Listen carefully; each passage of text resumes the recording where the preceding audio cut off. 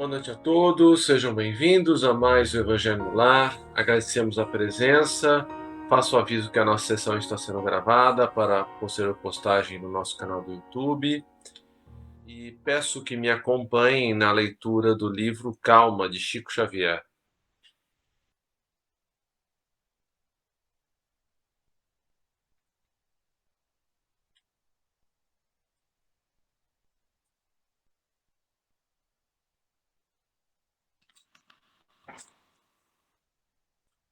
Serenidade e paciência. No sentido de preservar a própria paz, é indispensável que nos disponhamos a manter criteriosa atenção sobre nós mesmos. O conflito de resultados inavaliáveis pode surgir da explosão de sentimentos descontrolados. Entretanto, não se obtém a paz sem esforço. Quem acredite no imaginário valor da desinibição despropositada no intuito de garantir o equilíbrio próprio, observe a força elétrica desorientada ou o trânsito sem disciplina. Ninguém possui uma serenidade que não construiu. Daí o impositivo da vigilância em nós mesmos. Não se trata de prevenção contra ninguém, e sim de autogoverno. Para semelhante realização, ser-nos-á justo enfileirar certas obrigações primordiais que se nos mostram por alicerces da consciência tranquila. Compreendamos que somos colocados uns à frente dos outros a fim de aperfeiçoar-nos. Abracemos as iniciativas de concórdia sem esperar que determinadas pessoas venham a promovê-las. Pelos erros alheios que claramente nos preocupem, examinemos os nossos com a sincera resolução de corrigi-los. Não nos aborreçamos com o trabalho que a vida nos confia, de vez que, através dele, é que atingiremos a promoção justa na escala dos valores da vida. Nunca nos esqueçamos de que a eficiência não se harmoniza com a pressa, mas não se fará à vista sem apoio da diligência. Convém lembrar que os nossos ouvidos podem ser transformados em extintores do mal, todas as vezes em que o mal nos procure. Aceitemos a realidade de que o próximo não tem a nossa formação e saibamos respeitar cada criatura na posição em que se encontra.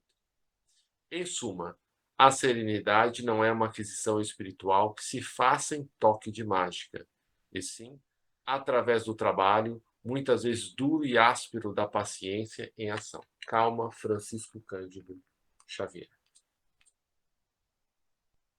Prece, Rubão.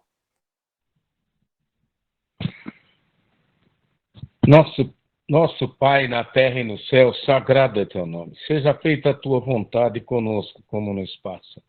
Dá-nos do teu pão suficiente para o dia, em tua compaixão. Perdoai-nos e alargai-nos nossos corações para que perdoemos uns aos outros. Guia-nos para ti, Senhor, e dá-nos tuas mãos em nossas trevas, pois teu é o reino e em ti são nosso poder e realização. Amém. Rogamos ao Senhor Deus Todo-Poderoso enviar-nos bons espíritos para nos assistirem, afastar aqueles que possam induzir-nos ao erro e dar-nos a luz necessária para distinguirmos a verdade da impostura. Afastar também os espíritos malfazejos, encarnados ou desencarnados, que poderiam tentar lançar a desunião entre nós e com isso desviar-nos da caridade e do amor ao Senhor. Se alguns procurarem penetrar nesse recinto, fazer que não encontrem em nossos corações bons espíritos, que vos dignais vir instruir-nos, tornar-nos dóceis aos nossos pedidos, afastar-nos desse egoísta de orgulho, de inveja, inspira-nos a indulgência e a benevolência para com os nossos semelhantes presentes ou ausentes, amigos ou inimigos. Faz, enfim, que os sentimentos que nos animarem, possamos reconhecer a vossa salutar influência. Dai aos médiuns que encarregardes de nos transmitir os vossos ensinamentos a consciência da santidade do mandato que lhes é confiado e da gravidade do ato que vão praticar, a fim de que o façam com o fervor e o recolhimento necessários. Se estiverem entre nós pessoas que são atraídas por outros sentimentos que não do bem, abre os seus olhos à luz, Senhor, e perdoai-as como nós as perdoamos. Se vieram com intenções malfazejas, pedimos especialmente sagrados da luz aos nossos guias espirituais para nos assistirem e velarem por nós nesse ato, assessor.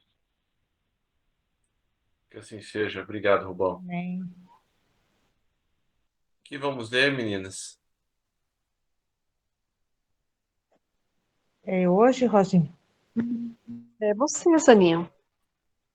À No vontade. Evangelho, página 262. Os últimos serão os primeiros.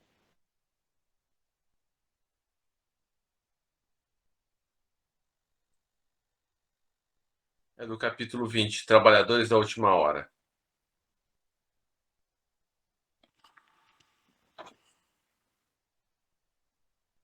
Instruções dos Espíritos. Os últimos serão os primeiros.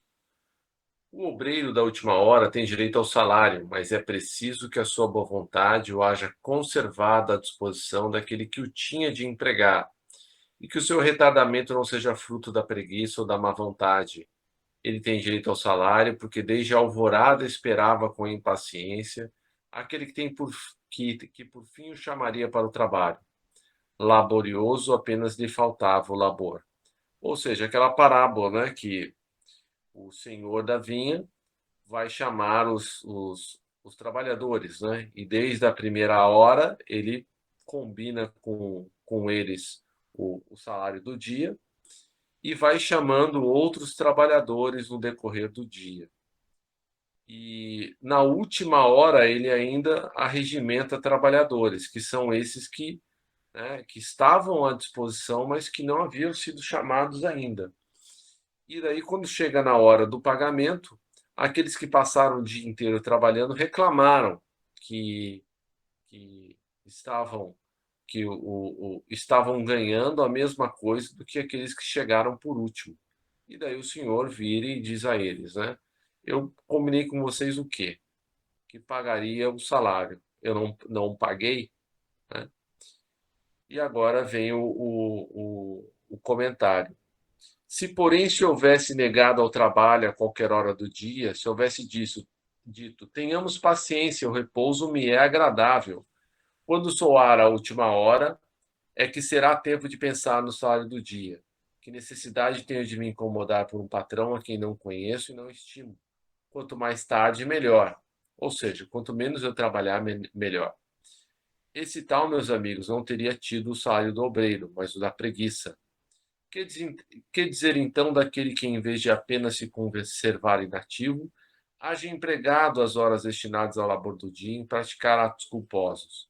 Que haja blasfemado de Deus, derramado o sangue de seus irmãos, lançado a perturbação nas famílias, arruinados que nele confiaram, abusado da inocência e, enfim, se haja cevado em todas as ignomínias da humanidade? Que será deste? Bastar-lhe-á dizer à última hora: Senhor, empreguei mal o meu tempo, toma-me até o fim do dia para que eu execute um pouco, embora bem pouco, da minha tarefa, e dá-me o salário do trabalhador de boa vontade? Não, não. O Senhor lhe dirá: Não tenho presentemente trabalho para te dar. Malbarataste o teu tempo. Esquecestes o que havias aprendido. Já não sabes trabalhar na minha vinha. Recomeça, portanto, a aprender. E quando te achares mais bem disposto, vem ter comigo, e eu te franquearei o meu vasto campo, onde poderás trabalhar a qualquer hora do dia. Bons espíritas, meus bens amados, sois todos obreiros da última hora, né? Ou seja, nós estamos aproveitando, né, tudo que já foi plantado pelos nossos predecessores, né? Desde o Velho Testamento, desde o Cristo que veio, né? E a terceira revelação, ela é muito mais branda, né? No sentido de nós enfrentarmos a nossa tarefa, a nossa obra, porque nós não precisamos dar a vida como os primeiros cristãos deram, nós não precisamos ser taxados de macumbeiros, né? Quando o espiritismo começou aqui no Brasil, ou seja, apesar de alguns ainda pensarem nesse sentido, mas é muito mais brando hoje ser espírita do que há sei lá quantas décadas atrás, né? Bem orgulhoso seria aquele que dissesse: comecei o trabalho ao alvorecer do dia e só terminarei ao anoitecer. Todos viestes quando fostes chamados. Uns, um pouco mais cedo ou um pouco mais tarde para a encarnação, cujos grilhões arrastais. Mas há quantos séculos e séculos o Senhor vos chamava para a sua vida, sem que quisesseis penetrar nela? Ei-vos o momento de embolsar o salário, empregai bem a hora que vos resta, e não esqueçais nunca que a vossa existência, por longa que vos pareça, mais não é do que um instante fugitivo na imensidade dos tempos que formam para vós a eternidade. Ou seja, né, no decorrer das nossas encarnações, vamos fazer aqui uma conta rápida. Se nós encarnamos mais ou menos a cada 200, 250 anos, desde o Cristo aí, nós devemos ter tido aí 8 encarnações, sei lá, um pouco mais, um pouco menos, e muito provavelmente nós fomos, né, reiteradamente, várias vezes chamados para trabalhar na vinha do Senhor, para sermos bons cristãos, mas nós nos deixamos corromper, né, pela nossa vaidade, pelo nosso orgulho, pelo nosso egoísmo e um sem número aí de vícios, né, que arrastamos até hoje. Então, nas primeiras horas do dia, nós não quisemos trabalhar ou trabalhamos muito pouco. Então, essa última hora que somos chamados, né, que é a hora presente, em que realmente estamos despertos, sabemos que o nosso tempo, né, aqui na Terra é muito curto, que muito provavelmente ficaremos aqui menos do que imaginamos. Então, aproveitemos bem esse tempo, como estamos fazendo, né? De trabalhar na vinha do Senhor. E não só isso, porque além de ajudarmos os outros, nos cabe ainda, né, fazer a nossa reforma íntima no processo. Enquanto trabalhamos e o trabalho nos trabalha, nós vamos assim nos esforçando para fazer diferente, né, para sermos um pouco melhores hoje do que fomos ontem. E piores hoje do que seremos amanhã, porque amanhã ainda seremos ainda melhores. Comentários?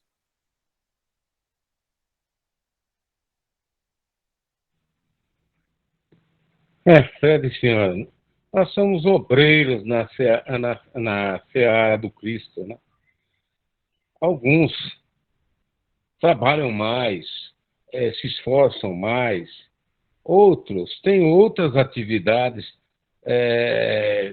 menos operosas, né?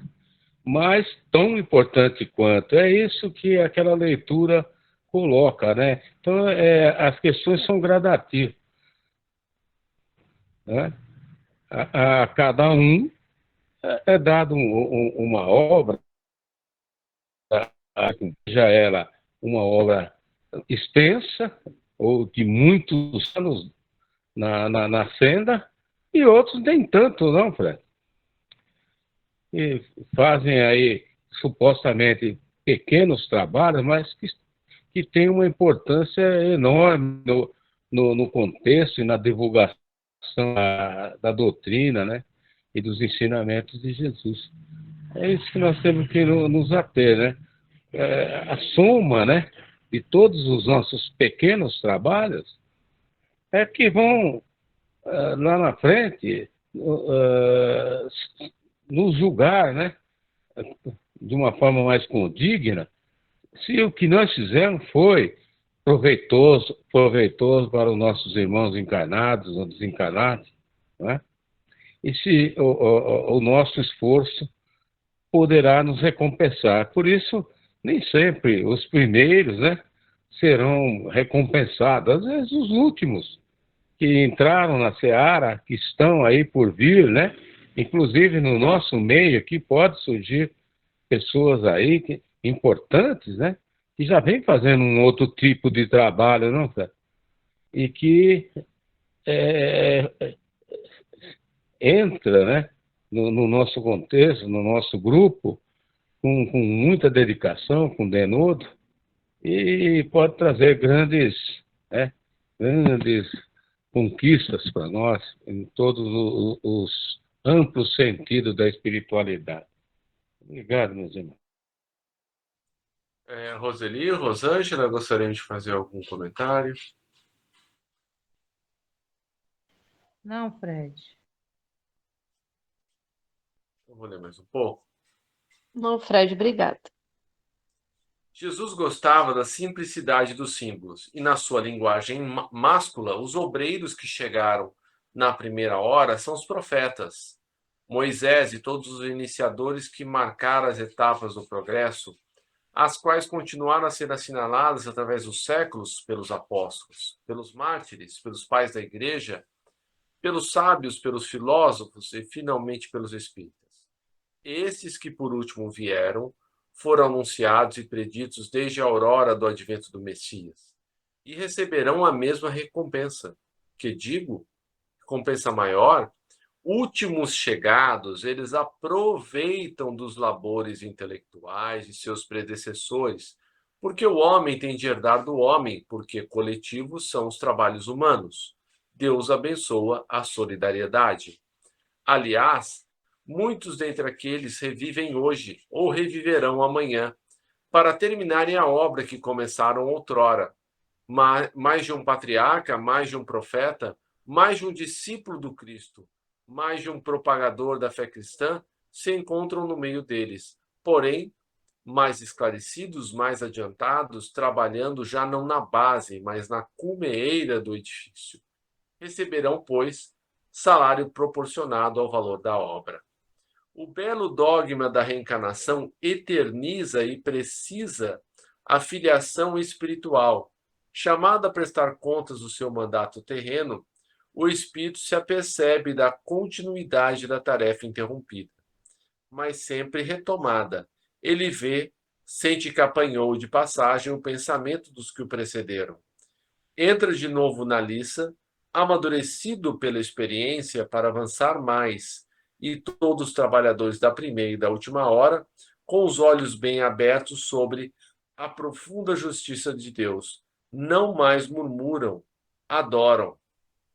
Ou seja, né, aproveitemos, né, essa oportunidade que temos de pegar de apanhar o espiritismo já tão desenvolvido, ainda mais que nascemos no Brasil, né, pátria do coração, pátria do Evangelho. Como é que é, Rubem? Me socorre que faltou aqui. É a pátria do Evangelho, o Brasil. Coração do mundo. Isso mesmo, né? Então, o Cristo nos transportou, né? Nós somos os antigos judeus, então fomos transportados aqui para o Brasil para sermos o coração do mundo, né? A pátria do Evangelho, para que os nossos exemplos de religiosidade, espiritualidade, fraternidade possam, né, envolver todo o mundo. Então, a nossa responsabilidade é muito grande, né? Porque um tempo atrás, né, surgiu na imprensa internacional que o Brasil, gigante, se levantou, né, que seríamos uma potência econômica, mas esse não é o papel que o Cristo desenhou para nós, né? E vejam que nós tendemos a praticar os mesmos erros, né? Pois como judeus, né, dos tempos idos, o que nós desejávamos? Supremacia, né? Que o Messias viesse, arrasasse os romanos, que nos erguêssemos aos céus, que fôssemos, né, superiores às outras raças. E o que ele fez? Ele demonstrou pela humildade, né, que aquele caminho que nós queríamos não era o correto. e o caminho correto era de dar o exemplo, de sacrificar pelo próximo, né? E hoje nós ainda temos esse orgulho ainda, essa aspiração ainda embutida em nossa alma, se nós formos pensar, consultar os nossos corações.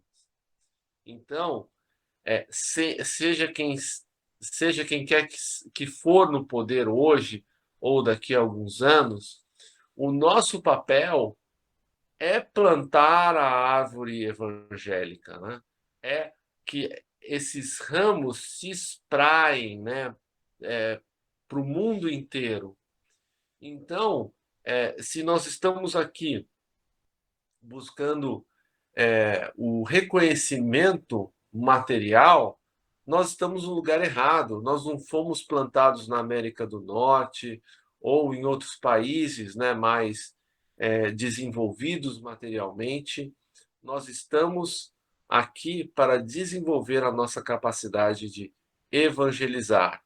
Enquanto isso, nós trabalhamos o nosso dia a dia, resolvendo os nossos problemas, né? Fazendo a nossa reforma íntima, né? Porque o trabalho que nós desenvolvemos, ele nos trabalha, né? E quando somos espizinhados, como somos maltratados, somos humilhados, né? O Cristo nos chama a responder como ele fez, né? Pedro, embainha a tua espada, né?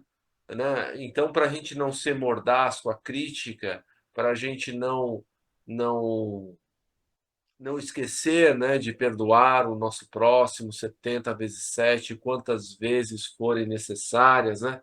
Se alguém pedir a tua túnica, entrega a tua capa. Se alguém te bater na face direita, entrega a esquerda, né? Se alguém te convidar que vá com ele 1000 passos, vá 2000, ou seja, faça o necessário. Comentários finais? Para isso, Fred, nós temos que sedimentar o Evangelho segundo o Espiritismo e a toda a codificação espírita, né? E com uma divulgação muito mais ampla, né? E mais eficaz, eu creio, para que alcancemos esses objetivos que você tão bem explanou. Eu acho que está por vir aí, talvez, alguns acontecimentos aí mais drásticos, que vai colocar, talvez, a humanidade de joelhos. E daí, o ser humano vai ter que se voltar ao que? Ao alto, à espiritualidade, à religiosidade. Eu acho que esses fatos são irreversíveis no nosso contexto aqui, do jeito que está caminhando essa humanidade, né? Apesar do Chico e do Emmanuel falarem, né, que nós estamos a caminho da uma mudança de status desse planeta, né, para regenerar. Mas eles não falam o que, de que forma, com qual celeridade vai ser aplicado, né? Vai ser aplicada essa transformação. Isso é uma incógnita ainda. Talvez até para os espíritos, não os mais elevados, né? Que tudo sabem, né? Pelo contato mais estreito com Jesus. Mas estamos aí, né? Fazendo a nossa parte. Lutando, orando e se empenhando ao máximo, né? É isso que Jesus espera de nós. Obrigado, irmãos.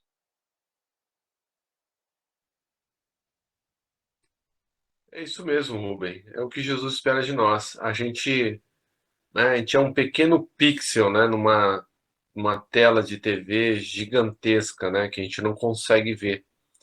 E é por isso que às vezes a gente tende a ver certos acontecimentos como negativos, porque nós não conseguimos ver além da nossa capacidade estreita. Então, o negócio é esse. A gente faz a nossa parte, cuida do nosso quadrado e daqueles que estão ao nosso redor, fazemos o que é possível e confiamos em Jesus, que Ele está no comando, Ele sabe o que está acontecendo, e todas as outras peças, né, todos os outros encanados e desencanados, trabalhadores, estão onde precisam estar, e confiemos na engrenagem divina.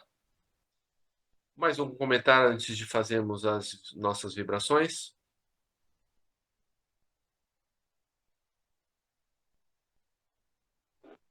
Não, Não. obrigada.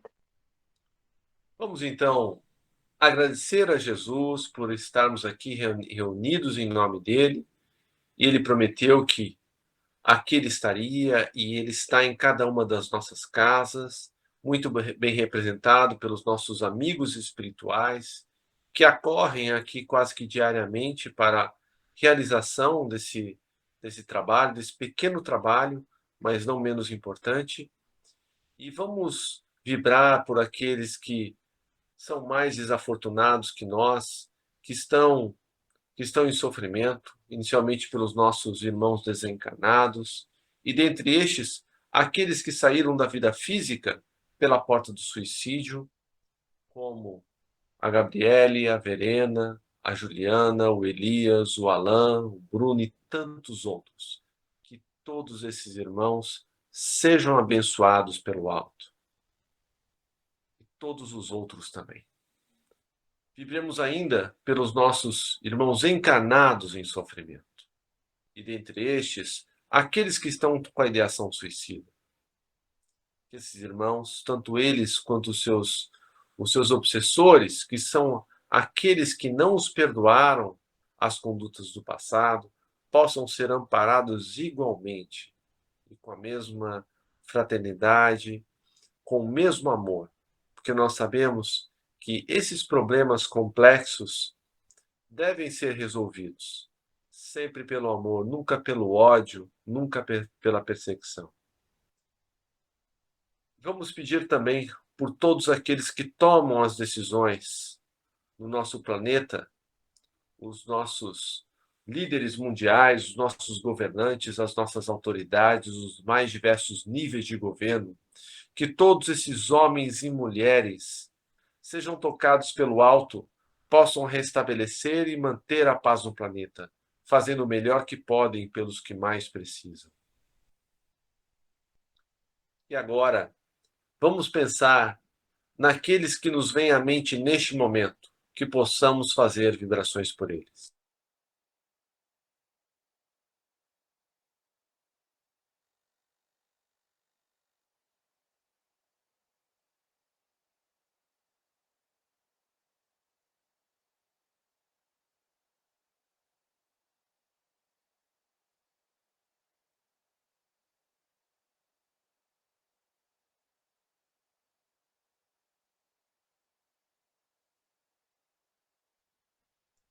Que todos esses irmãos que vieram às nossas mentes sejam também amparados.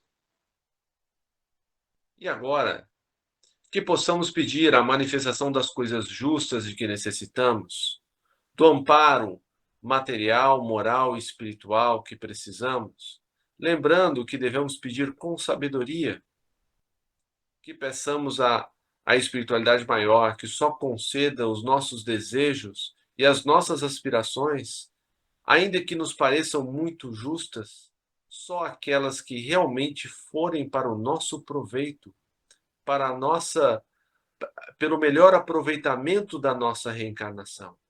Tudo aquilo que não nos convier, que não nos for bom, que seja de nós afastados, para que possamos fazer essa nossa encarnação a melhor possível, com o nosso melhor, com que possamos ser quase que completistas de acordo com as nossas atuais capacidades.